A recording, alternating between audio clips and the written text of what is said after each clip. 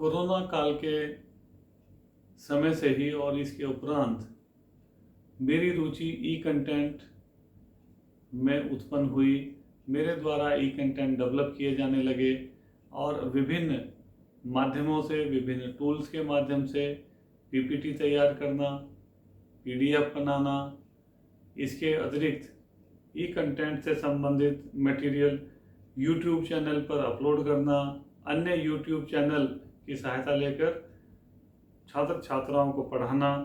इसके अतिरिक्त online teaching app उपलब्ध हैं, उनके माध्यम से भी छात्र छात्राओं को मेरे द्वारा पढ़ाया गया।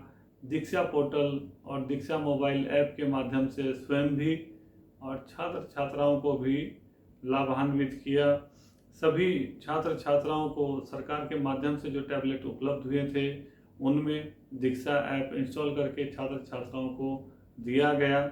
जिन छात्र छात्राओं को सरकार के द्वारा टैबलेट नहीं दिए गए थे, उनके परिवार में यदि किसी सदस्य के पास भी कोई मोबाइल उपलब्ध था, उसमें दीक्षा ऐप डाउनलोड करके छात्र छात्राओं को दिया गया।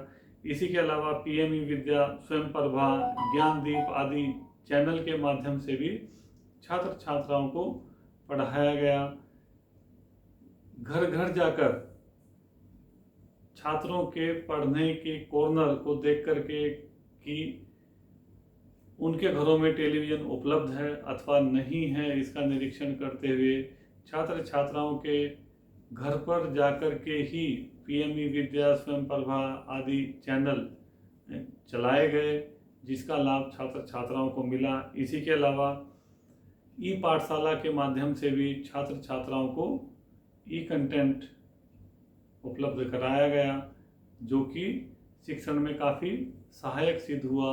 इसके अलावा अभी वर्तमान में एससीईआरटी की मुहिम चल रही है, वो स्विफ्ट चैट मोबाइल ऐप के माध्यम से परख अभ्यास कार्यक्रम है, जिज्ञासा है, विभिन्न प्रकार के चैलेंज, खेलकूद, क्विज प्रतियोगिताएं आदि उपलब्ध हैं। इसका लाभ भी छात्र छात्राओं को उपलब्ध कराया जा रहा है। ऑनलाइन टीचिंग में विभिन्न जो टूल मेरे द्वारा प्रयोग किए गए हैं, उसमें ई पाठशाला है, गूगल मीट है, Vidyasagar, Swift Chat, Diksha, physics at school, Google Classroom, WhatsApp, YouTube, Sky View, Team, Embibe Lab, O Labs आदि का इस्तेमाल किया गया।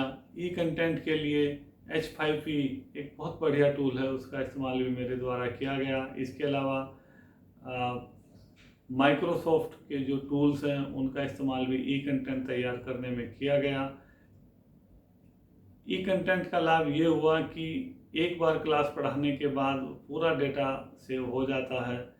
मेरे द्वारा इंटरैक्टिव पैनल, स्मार्ट क्लास का प्रयोग किया जाता है शिक्षण कार्य हेतु, और छात्र छात्राएं भी आईसीटी से यदि शिक्षण कार्य कराया जाता है तो उसमें काफ़ी रुचि लेते हैं, रुचिपूर्ण होता है। एक चीज़ को दूसरी चीज़ के साथ लिंक करके दिखाया जा सकता है।